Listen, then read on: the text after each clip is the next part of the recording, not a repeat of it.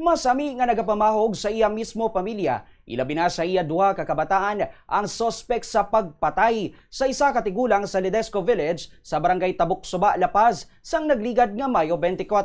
Sa interview sang Bomba Radio kay Jennifer Villasis, bayaw sang sospek nga si alias Pablo, iya ginpahayag nga nagainit gid ang ulo sang sospetsado kung wala siya sang ginahawiran nga kwarta nga rason sang iya pagpamahog nga patyon ang iya duha ka kabataan. Suno kay Villasis, ginatawgan niya pa ang iya anay live-in partner nga yaro subong sa abroad agud nga magpangayo sang kwarta. Ginpakigbahin man ni Villasis nga irresponsable gid si Pablo nga amay, ilabi na nga nagadala ini sang iban nga babayi sa balay mismo sang iya mother-in-law kun tulog na ang mga kaupod sini sa balay. Pahayag man sang bayaw sang sospek nga tuman man nga naapektuhan ang duha sini ka mga kabataan matapos ang mga ini nahibaluan ang krimen nga ginbuhat sang ila amay. Dugang pa ni Villasis, hindi malayo nga nagapanago lang diri sa Iloilo ang sospek bangod madamo ini sang babayi nga posible man nga nagabulig sa iya nga manago sa mga otoridad.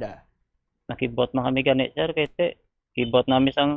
Lunes ang agawon so na libutan namin ka pulis pangita na sa kung siya na pamana maguro mambalang guro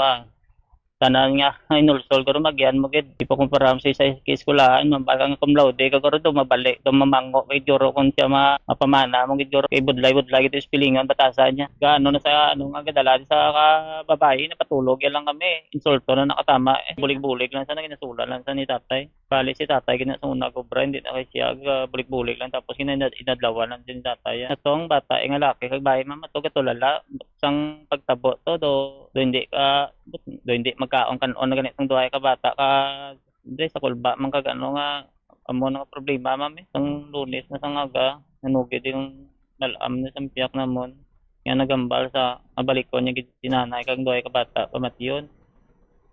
Nabatian si Jennifer Villasis ang bayaw sang sospek. Naibalawan nga nagapakig-angot naman ang mga kapulisan sa mga otoridad sang iban pa nga lugar sa posible panaguan sang sospek nga si alias Pablo.